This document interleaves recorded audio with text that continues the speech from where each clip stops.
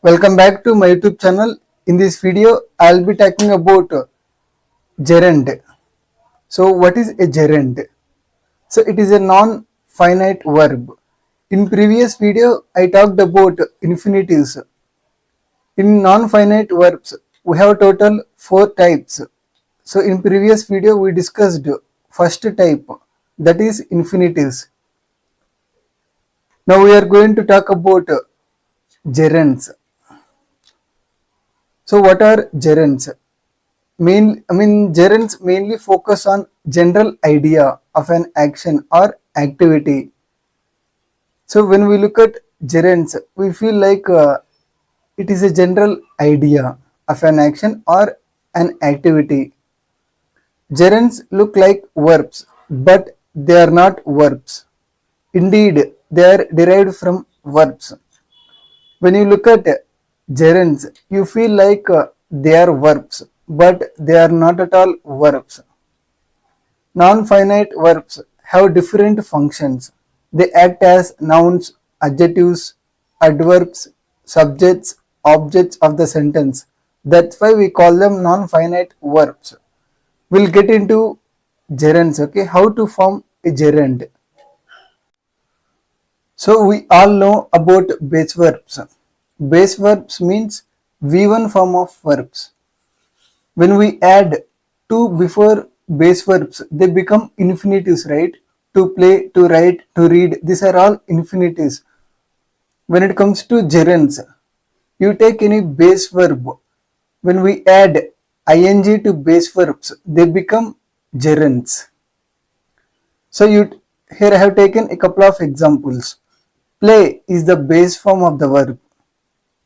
To play is the infinitive. Playing is the gerund. Writing, reading, watching, speaking, drinking, driving, bowling, eating, etc. We call them gerunds because we add ing to base verbs. That's how they become gerunds. A gerund plays a noun role or act as a noun of the sentence. So this is the point we need to remember when it comes to gerunds. A gerund plays a noun role in a sentence, and so it is used in different positions in a sentence. We will see the positions first, then we will jump to examples. Okay, we have total 5 positions of a gerund. First position, subject position, object position, after prepositions, after a few verbs, after a few phrasal verbs. So these are all the positions of a gerund. So in a sentence, a gerund is used in 5 positions. Subject means in the beginning of a sentence. Object means at the end or in the middle. After prepositions means in English we have a lot of prepositions, right? So we use gerunds after prepositions and after a few verbs.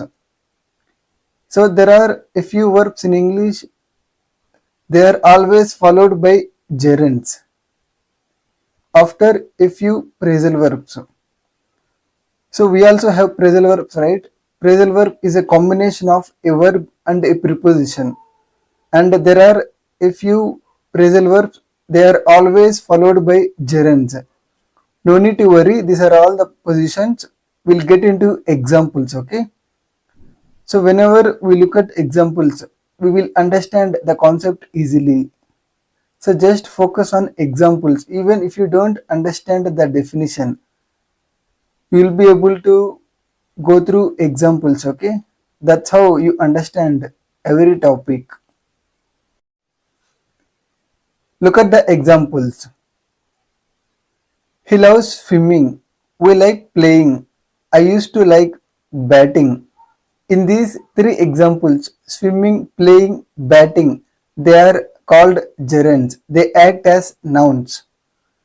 How do we identify whether they are nouns or not? So just to remove gerunds, swimming, playing, batting, and you can replace with the other nouns. He loves cricket. Cricket is a proper noun. We like movies. Movies means plural countable. I used to like pets. Pets means plural countable. So what did I do? So in the place of gerunds, I have just taken other nouns, right? So that's how they act as nouns, and they are in object positions because they come at the end, right? So look at next three examples. Swimming is good for our health. Playing makes us relax. Batting helps you to be identified. In these three examples, swimming, playing, batting, I have taken same gerunds, okay? Swimming, playing, batting. These gerunds act as nouns. Here, swimming is good for our health. Playing makes us relax. And swimming means, so I told you the definition of a gerund. So they give general idea of an activity. Here, swimming means it is an activity. Batting is an activity, is an action. Playing is an activity, right? So they give general idea, and we always use singular verb after gerunds if they are used in the beginning of the sentence. So we cannot say swimming or playing, or we cannot say swimmings, playings. These are all the wrong usage, okay? So now you want to identify whether they act as nouns or not. So in the place of gerunds, you can replace with other nouns. An apple is good for our health. Yoga makes us relax. Roll number helps you to be identified. So what did I do? So instead of, in the place of gerunds, I have used other verb, other nouns. An apple, yoga, roll number. These are all nouns. So, so by doing that, you will be able to identify whether they act as nouns or not. So in these examples, gerunds act as nouns and they are used in object positions and subject positions. We'll see some more examples, okay? So if you look at my videos, I make a lot of examples. Examples help people to understand the concept, right? We'll see some more examples. Another six examples. They liked watching. We enjoy learning. She prefers running. In these examples, there are three gerunds: watching, learning, running, and they act as nouns.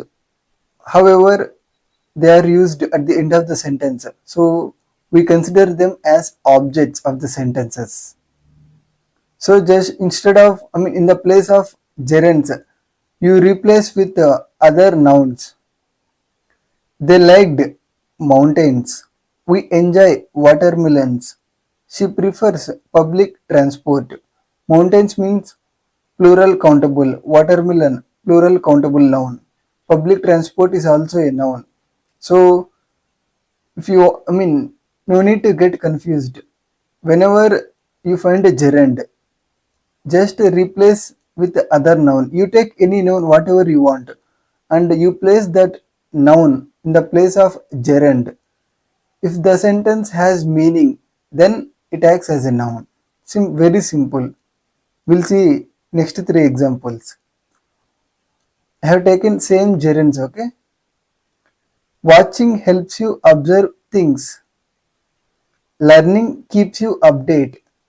Running relaxes our body. Here, watching, learning, running, they act as nouns and we consider them as subjects of the sentences. Learning keeps you update. In this sentence, what is the subject? Learning. Running relaxes our body. In this sentence, what is the subject? Running. So in the place of gerunds, you replace with other nouns. An eye helps you observe things. An eye means singular countable. English grammar keeps you update. So in the place of learning, I have taken English grammar, right? So it is uncountable noun. It is a proper noun, okay? Running relaxes our body. So in the place of running, you can use meditation. Meditation relaxes our body. Meditation means proper common noun, right? I hope these examples are clear. So in these examples, gerunds act as nouns and they are used in object positions and subject positions. Okay. So whenever you identify a gerund, you just replace with other noun. If the sentence has meaning, then that is considered as a gerund, right? We'll see other positions of gerunds. Okay. Third position. She was scared of speaking English. You never talk about anyone without knowing. Ashok is good at playing volleyball. We are interested in gaining knowledge about politics. In these four examples, speaking, knowing, playing, gaining, these are gerunds. They give us general idea, right? Speaking, knowing, playing, gaining.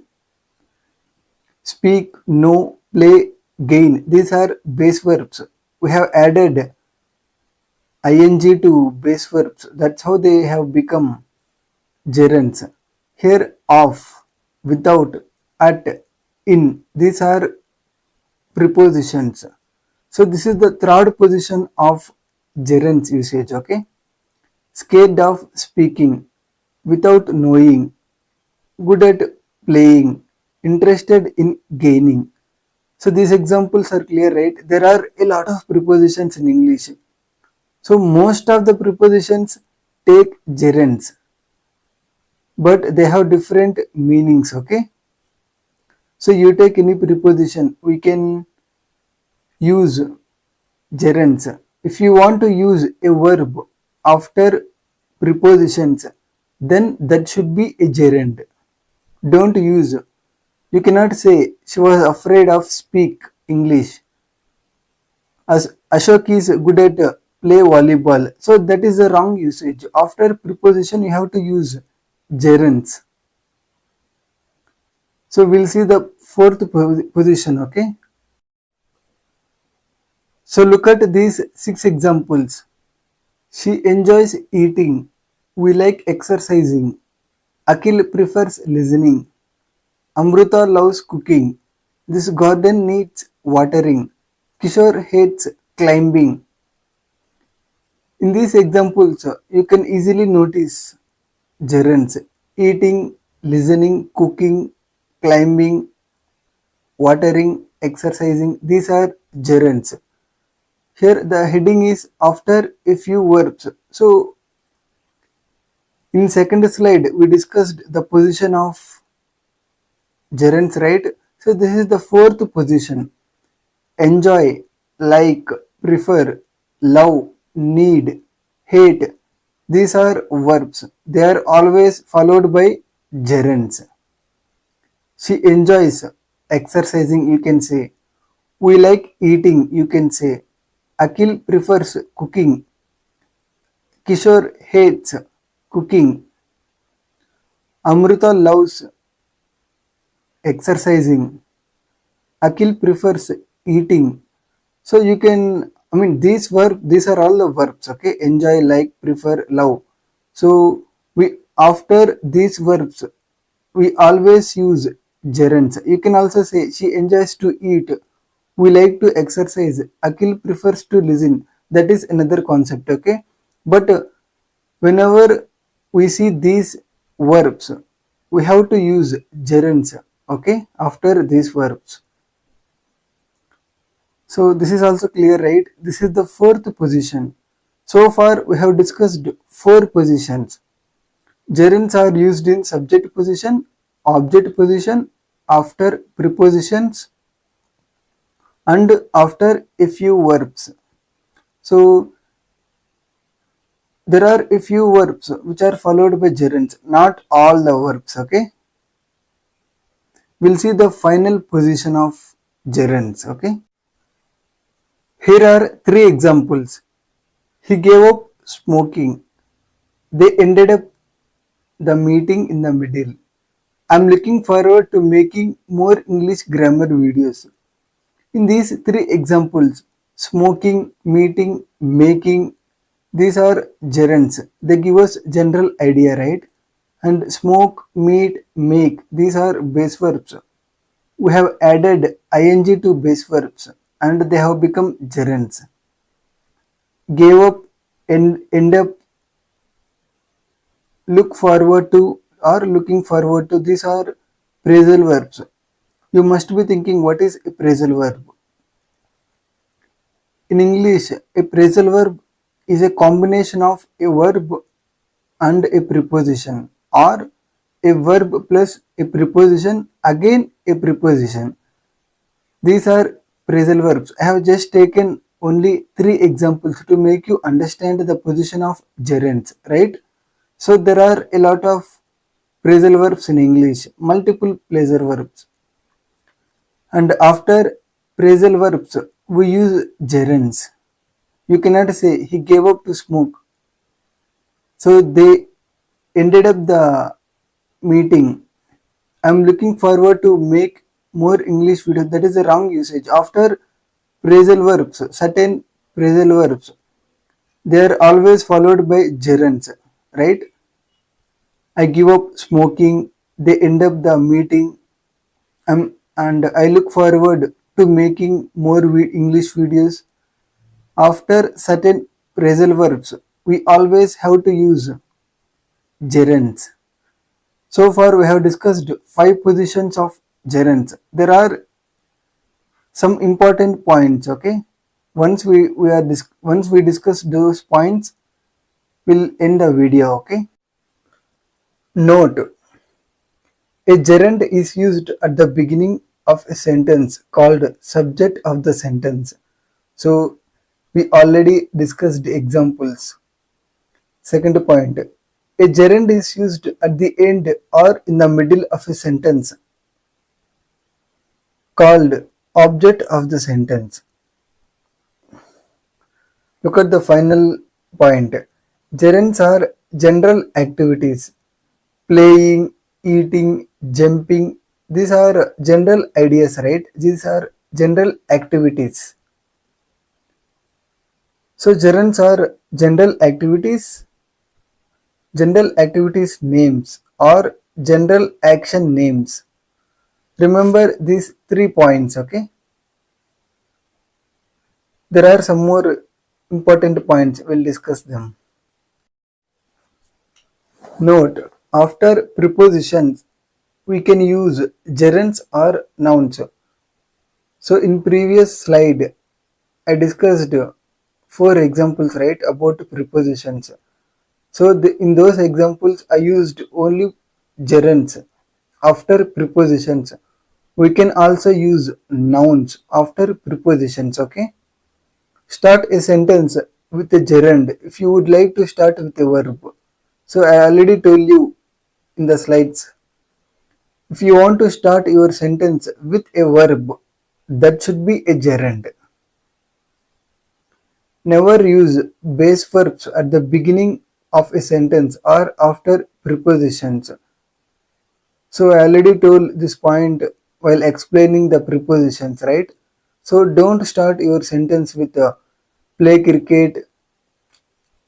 Play cricket is the good habit, right? So that is a wrong usage. So you never start a sentence with a base verb.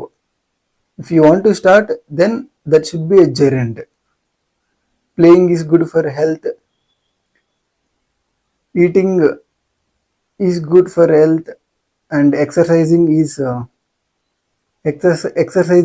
you relaxation, like that, right? So far we have discussed 5 positions of gerunds and I have taken a couple of examples, right? So I hope we have understood. So it will take time to go through grammar. Even if you have command over grammar, you will be able to speak anytime. That's why I give importance to grammar. So if you remember grammar, you will be able to communicate anytime, right? So that's why I focus on grammar and I make a lot of videos regarding grammar so that people will be aware of it. So far, we have discussed two types of non-finite verbs. What are those? Infinitives and gerunds. There are another two types, right? Present participles and past participles. So upcoming videos will be on that. If you like the content, please like, subscribe and share it to your friends, okay? So don't forget to subscribe to the channel if you like the content.